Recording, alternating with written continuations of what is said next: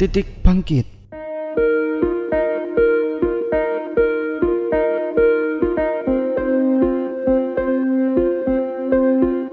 Jadi saya mulai perjalanan awal menjadi seorang bisnismen atau wira swasta itu dimulai dari titik yang paling bawah, dari nol.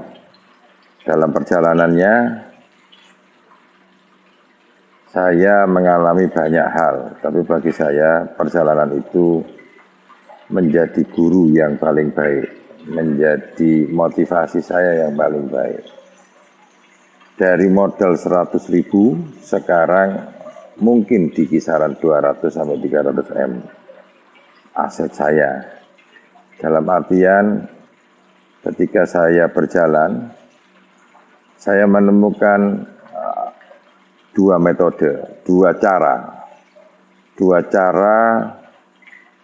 supaya kita bisa meraih titik tertinggi, dalam artian bisa sukses. Satu, cara batin, yang kedua cara lahir.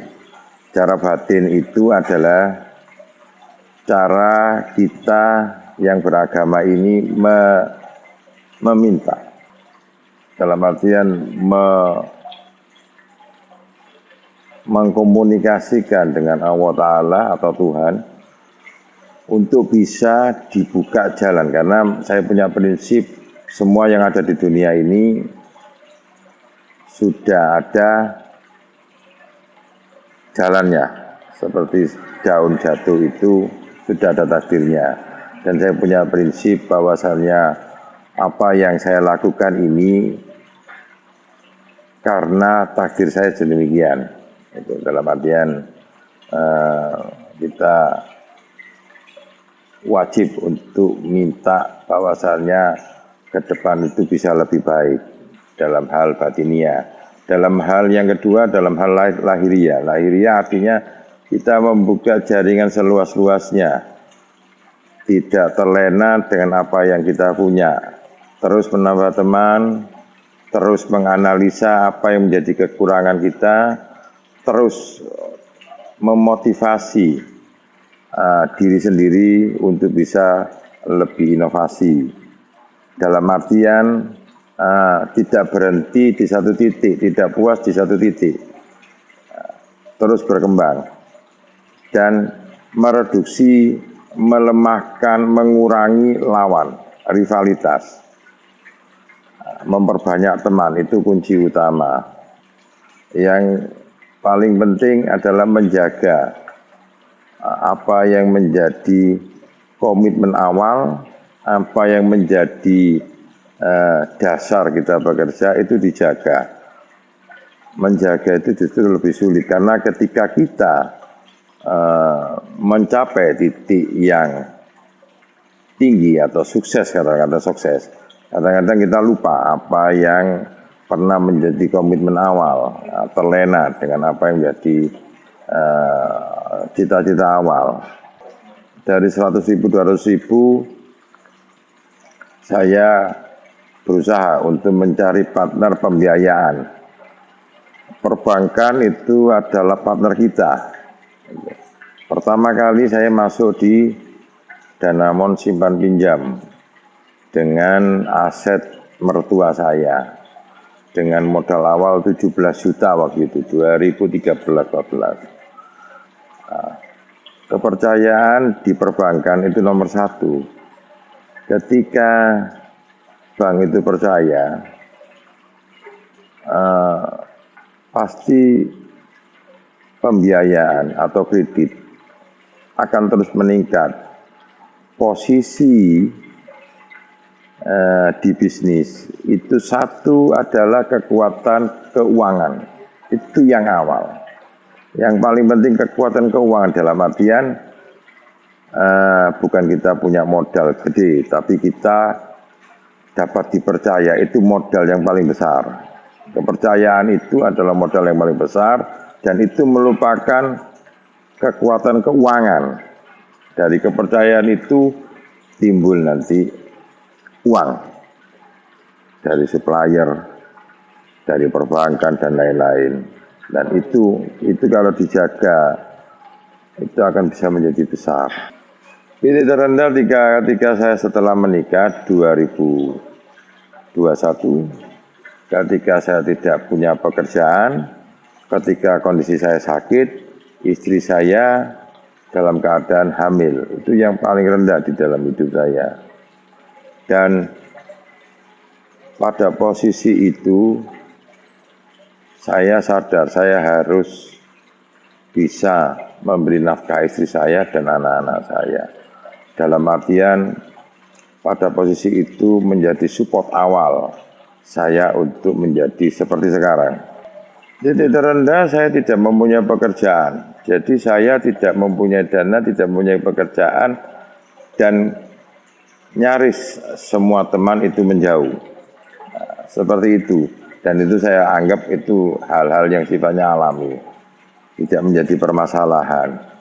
Justru supporter saya itu adalah keluarga saya, istri dan anak-anak saya. Artinya saya beruntung, saya terima kasih sama Allah Ta'ala, saya diberi istri yang menurut saya sangat sempurna. Istri saya itu support saya dalam artian memberikan, tidak hanya doa, memberikan motivasi ke saya untuk bisa menjadi lebih baik. Dalam artian ketika kita muda, kita harus memang betul-betul memilih pendamping istri atau teman kita hidup itu yang justru menambah nilai plus di kehidupan yang ke depan. Dalam artian kita ini saya ini bisa seperti ini karena memang istri dan anak-anak saya memberikan motivasi saya seperti ini. Karena ketika menjadi seorang bisnismen yang hebat, tidak dibarengi dengan keluarga yang hebat, itu sama dengan bohong. Artinya di internal maupun eksternal itu harus jalan bersama-sama. Di internal itu ada keluarga, di eksternal itu ada kegiatan bisnis dan pertemanan dengan lingkungan bisnis. Duanya itu harus berjalan seirama. Percuma kita ini menjadi orang hebat dengan posisi di dalam keluarga itu acak-acakan. Saya ketika awal berjalan itu, usaha di supplier ya, semacam food supplier. Jadi ada kurma, saya beli dari pihak ketiga, saya jual lagi. Terus saya jual food frozen, ikan, daging, saya ambil dari beberapa pedagang atau beberapa orang yang jagal ya, tukang potong hewan ya. Saya jual lagi ke warung, jadi saya ambil ke pedagang sapi atau ayam, saya jual langsung ke user warung atau catering. Sampai itu bergelut 2017 saya berhenti, dilanjut sama istri saya. 2017 saya masuk dunia konstruksi karena saya tidak cukup hanya mengenal konstruksi, dalamnya konstruksi seperti apa saya ikut. Sampai akhirnya saya kuliah di Fakultas Teknik Sipil dan sampai selesai. Sampai saya yang kemarin dulu belum punya alat berat, belum punya pabrik, saya harus termotivasi untuk memiliki itu. Termotivasi bagaimana caranya saya memiliki itu.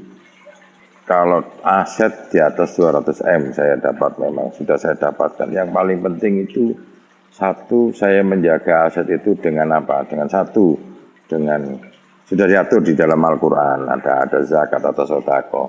Saya jaga, saya dikasih amanah dana berlimpah-limpah itu harus saya manfaatkan bagi sekitar.